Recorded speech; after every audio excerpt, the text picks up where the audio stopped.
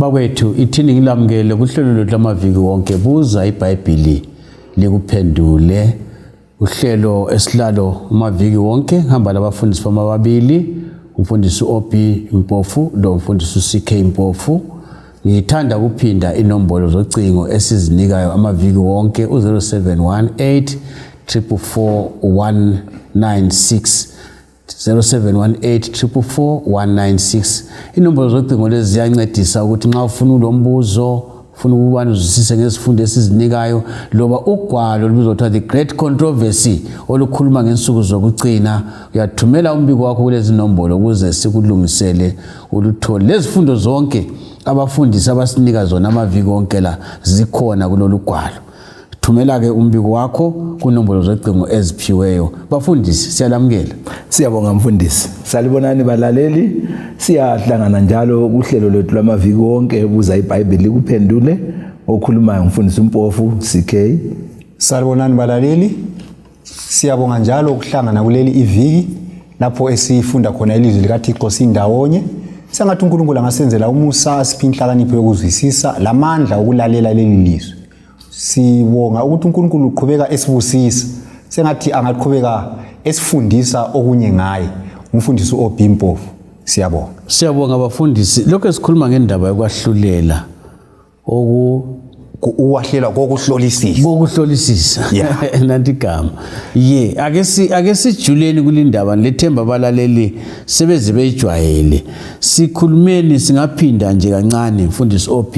Lapho sigcine khona kuvike liphelileyo bese sithathela khona lapho. Siyabonga. Ivike liphelileyo sithintile ngokuthi ngo-1844 uJesu waqalisa indaba yokwahlulela. Lapho esathina ukwahlulela lokhu ngokwabantu abasendlini kaNkulunkulu. Abantu abake bakholwa kuJesu. Ngenye indlela ungakayikhatshana mfundisi abangakholwanga lapha sikasa. Asibabali lapha. Sizakhuluma ngabo kwelilanga kodwa la abakho la.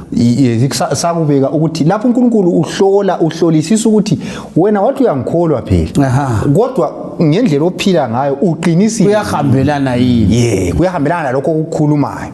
So yikho kuthiwa yikwahlulela kokuhlolisisa ngokwabantu uhlolwa khona ukuthi ukukholwa kwakho kuya emsebenzini lokukholwa kuyahambelana yini. Ngikhumbula ke mfundisi ungakayikhatshana ukuthi ngubani wathi othena ukukholwa ungela umsebenzi kufihlwe nguJakobe kunjalo. uPaul athi asisindiswa ngemsebenzi ukukholwa kuhamba kokubili kuhamba. Siyabonga. So ke nxa sinanzelela khonoko sifisa ukuthi ke iviki leli ke siqhele siye kuthini kambe laba abantu sikhulume ukuthi uNkulunkulu uyaqala ngokwahlulela laba abantu abalungileyo kumbe abake bakholwa kuye. Sesifisa ukuthi siye phambili ngokuthi kambe uNkulunkulu uzavumela yini ukuthi abantu abakhe bake bahlanganyele ekwahlulelweni. Yikho esifisa ukuthi sikuthinte la. So ungakhangela ke iBhayibheli kuPetro uqala ngo4 ivesi ngo17 ithi yona ngokuba sekuyisikhathi sokuba ukuthonisiswa kuqale endlini kaNkulunkulu.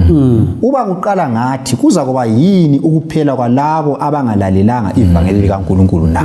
So iBhayibheli isisitshela lapho ukuthi uNkulunkulu uqala ngokwahlulela laba abantu laba abasendlini kaNkulunkulu.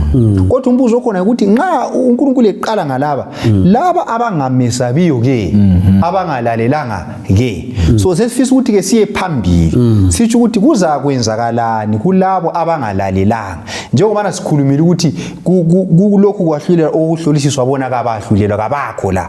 So nxa sisiya phambili ngokwahlulela lokhu kuza kwenzakalani uNkulunkulu uzahlulela njani abantu laba ababi baza kuchiswa yini bengahlulelwanga kumbe kuzahamba njani.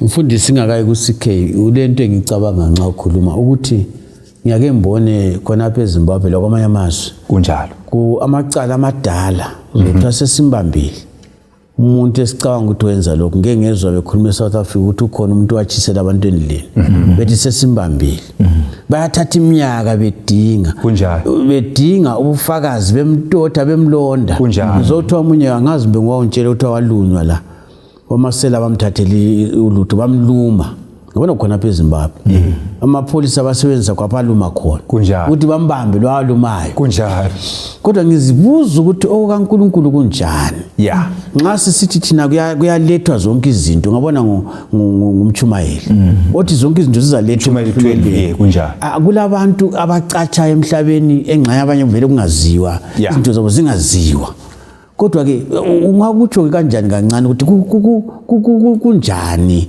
ukuba serious kwakho siyabonga ngiyakhumbula uthiwa with terrible exactness siyakhona ukuthi kugwalo lo esilokho esikhuluma ngalo lapho kuyakhuluma ukuthi angels record with terrible exactness akuchasise yini khona ukuthi terrible exactness ya lapha kuthi ukuthi zilobuciko obungalinganisekiyo akulanto esalayo akugezelelwa kuphungulwa kulabanye abantu abalamakhodi ezono ukuthi la nxa isono sakhona besiyenza bakwazi ukufihla bayakwazi ukufihla bangakhuluma enye into khona phe esabekayo wena usalungazwanga bekufihlile Yeah. kodwa bekhuluma enye into enzima so lapha iBhayibheli iyasitshela ukuthi akulanto ezasala ingathintithwanga omunye umhlabeleli uthi into zonke zoba sobala akulanto esala ingathintithwanga nyambone even kwezinye indawo nyambone abanye kulento abayenza ukuthi ayi-forensic evidence ukuthi ungachiya unwele lakho even oluyi-1